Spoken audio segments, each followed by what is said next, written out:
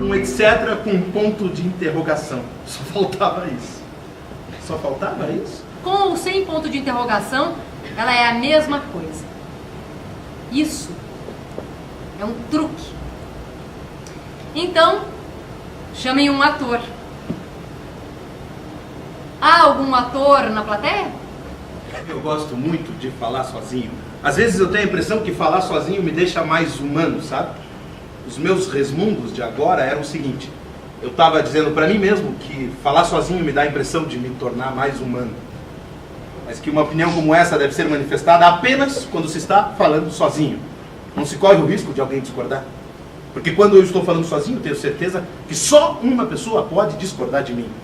E eu não sou louco de discordar de mim mesmo. Eu sei que discordar de mim é um risco muito grande, um risco que eu prefiro não correr. Não é que eu seja um covarde que foge dos riscos. Não, eu enfrento os riscos. Se fosse um medroso diante dos riscos da vida, eu já teria sumido daqui. Se eu fosse um medroso, no mínimo, teria me escondido no banheiro. Não, eu enfrento os riscos. Posso até dar exemplos. Quando eu como bananas, eu jogo as cascas para frente. Verdade, eu jogo as cascas de banana para frente. Olha só o tamanho do risco.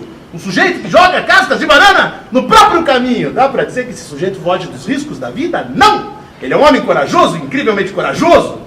Eu só não digo mais que incrivelmente corajoso porque eu estou falando da minha própria pessoa. Não insistam, a carne é fraca, o espírito fraquíssimo. Não insistam, por favor, não insistam. Parem, parem, parem, parem. Me deixem em paz, me deixem em paz. Por favor, entendam que eu não quero falar de mim mesmo. Eu não gosto de falar a meu respeito, eu não me sinto bem. Não, eu não chego a ter náuseas, mas é meio parecido. Mesmo dentro dos meus conceitos do que seja pecado para mim, um esclarecido, confesso que não sou perfeito, que peco. Não com uma assiduidade perigosa, peco poucas vezes e minha consciência sofre. Reduzo boa parte do peso do pecado ao confessá-lo em público. Mas o público, ao ouvir minha confissão, deve ser evidentemente seleto, como este em minha volta. Pequei feio, pequei rude.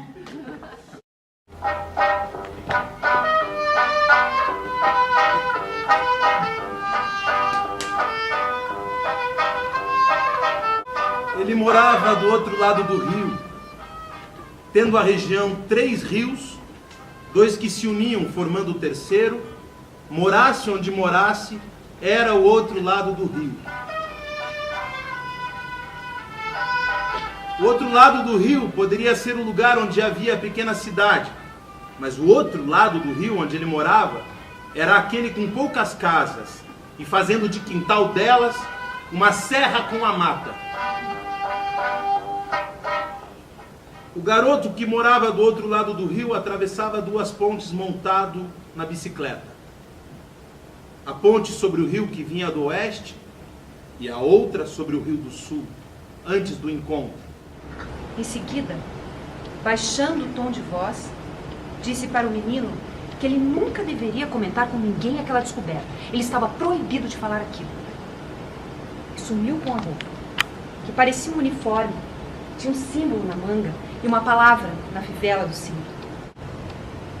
Ele, quando menino, não imaginava o avô de braço erguido dizendo aquela palavra. E como ficaria o avô vestido naquele uniforme? O menino não sabia. Ele só pensava na estrada que estava construindo no quintal.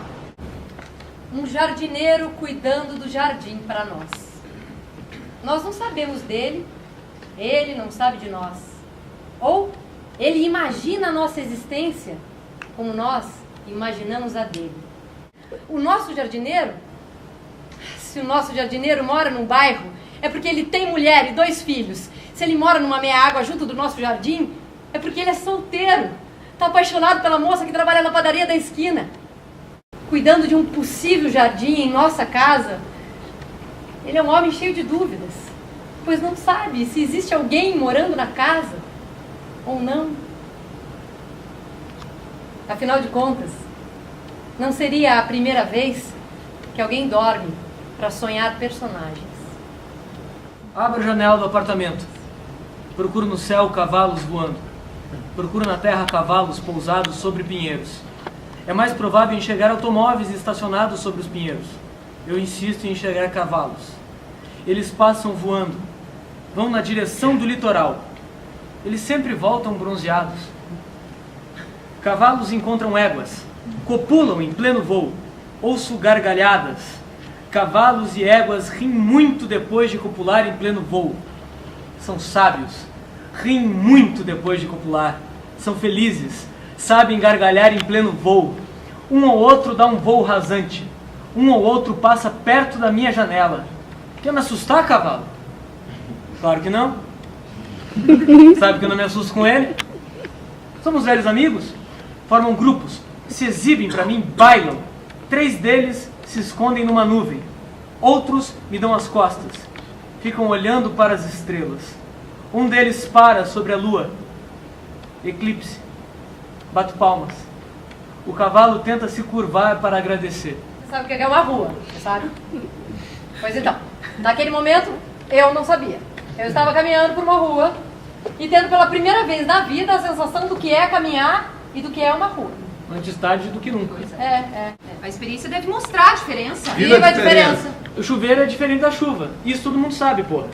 Aí, você fecha o livro. Mas isso não faz diferença pra você. Os mosquitos são as centenas, as milhares, mas faz diferença pro mosquito que pousou no livro que você fechou. Sentiu a diferença? A diferença não é pequena.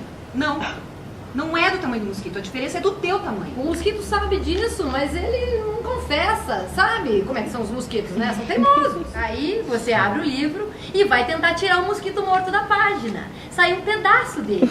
E a marca fica na página do livro. Fica teimosamente na página do livro. Os mosquitos são assim. Então você tenta ser mais teimoso que o mosquito. Agora preste atenção e veja o tamanho da diferença. Você tenta ser mais teimoso que o mosquito e experimenta limpar a página do livro com água. Você estraga de vez a página do livro, molha também a página seguinte e faz uma sujeira do tamanho que o mosquito não conseguiria fazer. Viu como é que são os mosquitos? Manuel Carlos Caran.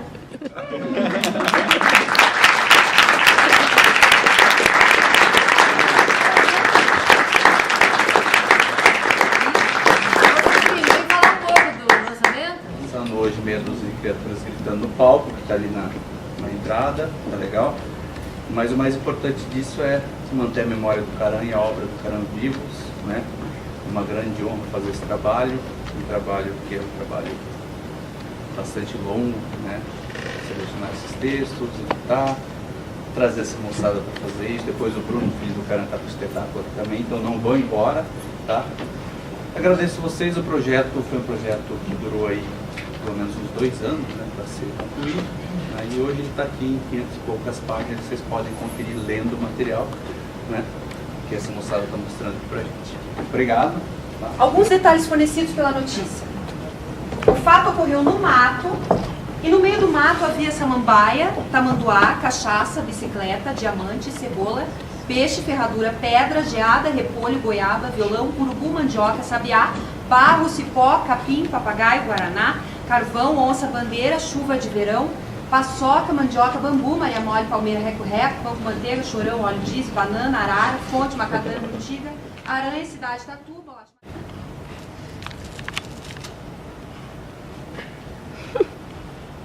O forasteiro desembarcou à noite e não foi visto. Mas em poucos dias todos já sabiam que vinha do sul. Instalou-se no templo que havia sido devorado por incêndios e que depois o mato tomou conta, e onde não havia homens honrando deuses e que era um recinto circular. O objetivo do forasteiro era se refugiar entre as ruínas e dormir, pois desejava sonhar um homem. Mas foi então que o homem, ao sair certa vez do sono, soube que não havia sonhado. A insônia se encarregou em seguida de fazer nascer uma catástrofe. Ele chorou. Mas foi recuperar as forças, conseguiu voltar a dormir, abandonou a premeditação de sonhar e quando sonhou não deu importância. Sonhou com um coração que pulsava. Depois sonhou com os outros órgãos, o esqueleto, as pálpebras, tudo. Sonhou um homem inteiro. E sempre que sonhava, o moço estava adormecido. Bruno Caran, filho do Manuel Carlos Caran. E esse é o espetáculo Ossos do ofício, Ócios no Ofício. Um espetáculo musical baseado na obra de Manuel Carlos Caramba.